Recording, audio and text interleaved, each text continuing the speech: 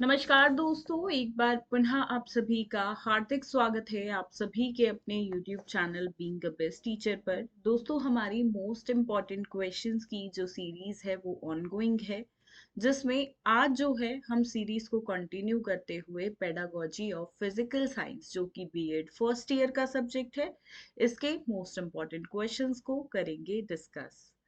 And जितने भी questions हैं इनका पीडीएफ आप फ्री ऑफ कॉस्ट डाउनलोड कर सकते हैं हमारी फाइल्स के सेक्शन पे जाके।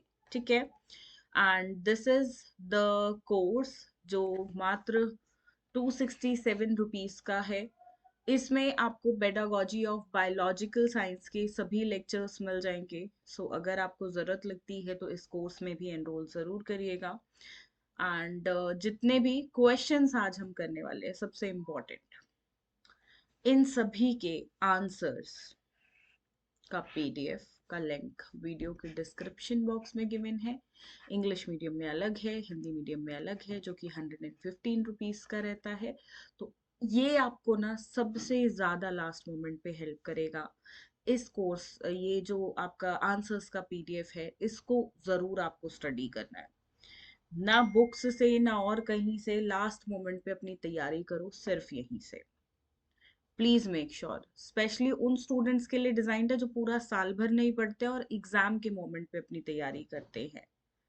तो आपके लिए डिजाइंड है totally exam oriented, easy language में, फ्लो चार्ट के साथ और पॉइंट वाइज। ठीक है, चलिए शुरू करते हैं क्वेश्चन नंबर 1 से। Discuss the nature, scope, general AIIMS and objectives of biological science in detail. एक इंट्रोडक्टरी क्वेश्चन है, हर साल पूछा जाता है। जैविक विज्ञान की प्रकृति, यहाँ पे मीनिंग अपने आप आ गया है। ठीक है, आप इंट्रोडक्शन में मीनिंग डालोगे ही। ठीक है, यानी कि अवधारणा, प्रकृति, कार्यक्षेत्र, सामान्य लक्ष्य, उद्देश्य। ठीक है, ये आपको जैविक विज्ञान के बारे में विस्तार से बताने हैं। Second question is discuss the blooms taxonomy of education objectives. Bloom का क्वेश्चन ना आए ऐसा हो ही नहीं सकता है। 16 नंबर में ना ये कंफर्म आने वाला है क्वेश्चन। इसको स्टार लगा लो, कंफर्म क्वेश्चन है, और ये जितना मर्जी पढ़ लो बुक से, कभी समझ नहीं आएगा।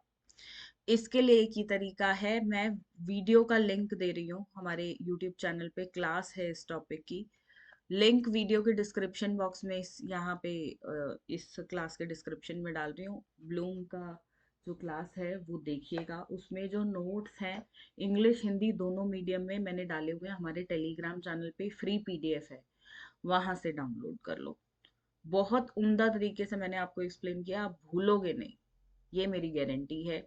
जाके वो वीडियो देखना। आगे है third question, discuss the meaning, importance and steps of pedagogical analysis. ठीक है, यहाँ पे पूछा मीनिंग, इंपॉर्टेंस और स्टेप्स। स्टेप सबसे ज्यादा इंपॉर्टेंट है। अब साथ में देखो, किसी भी एक टॉपिक पे पेडागोजिकल एनालिसिस करने को आ सकता है, ये कंबाइंड क्वेश्चन बन सकता है। ठीक है, अब किस टॉपिक पे दे दे नहीं पता है, तो आपको करना क्या है, जो स्टेप्स होते हैं ना, अगर आपने एक बार वो पकड़ लिए, वो सीख लिए, तो फिर तो चाहे जो मर्जी टॉपिक आ जाए, आप उस पे पेडागोजिकल एनालिसिस बहुत आसानी से कर पाओगे। ठीक है। Question number 5, what are the micro teaching skills, explain the skill of micro teaching with the help of a micro lesson plan. सूक्ष्म शिक्षण कौशल क्या है? सूक्ष्म शिक्षण योजना की सहायता से सूक्ष्म शिक्षण कौशल को समझाइए। ठीक है, यहाँ पे प्रॉबिंग क्वेश्चन का जो स्किल है वो ज्यादा इंपॉर्टेंट है। Question number 6. What do you mean by lesson planning? Discuss the need and importance of lesson planning in teaching of biological science. पाठ योजना से आप क्या समझते हैं? जैविक विज्ञान के शिक्षण में पाठ योजना की आवश्यकता और महत्व बताइए। पाठ योजना का प्रश्न भी लगभग हर साल आता है। सातवां प्रश्न, question 7, write short notes on the following. निम्नलिखित पर संक्षिप्त टिप्पणी लिखें। Steps of lesson planning, experimental learning, problem solving and investigatory approach. यानी कि पाठ योजना के चरण, प्रायोगिक शिक्षा, समस्या समाधान और जांच दृष्टिकोण। आठवां प्रश्न, डिफरेंस बताना है मेजरमेंट और इवैल्यूएशन के बीच, साथ में डिफरेंस बताना करना है फॉर्मेटिव, सम्मेटिव और डायग्नोस्टिक इवैल्यूएशन के बीच। कॉन्सेप्ट सभी का, चाहे मेजरमेंट हो, इवैल्यूएशन हो, फॉर्मेटिव, सबमिटिव या डायग्नोस्टिक इवैल्यूएशन, सबका भली भांति आपको पता होना चाहिए। नाइन्थ क्वेश्चन है अचीवमेंट टेस्ट क्या होता है और गुड एट्रीब्यूट क्या है अचीवमेंट टेस्ट के। अचीवमेंट टेस्ट यानी कि उपलब्धि परीक्षण का जब भी प्रश्न आए इसे तैयार आप करेंगे ब्लूप्रिंट के साथ, जिसमें काफी सारे टेबल्स आपको बनाने होते हैं। जहां ब्लूप्रिंट के साथ नहीं करोगे अच्छे नंबर अंक आपको बिल्कुल नहीं मिलेंगे। तो इस चीज को बिल्कुल लिख लो कि ब्लूप्रिंट के साथ ही करना है। उपलब्धि परीक्षण क्या है? एक अच्छे उपलब्धि परीक्षण के गुणों को संक्षेप में वर्णन उनका कीजिए। 10वां प्रश्न कंटिन्यूअस एंड कॉम्प्रिहेंसिव इवैल्यूएशन यानी कि सीसीई पे है, जो कि अत्यंत महत्वपूर्ण है, आता ही आता है। सतत और व्यापक मूल्यांकन की अवधारणा को समझाइए।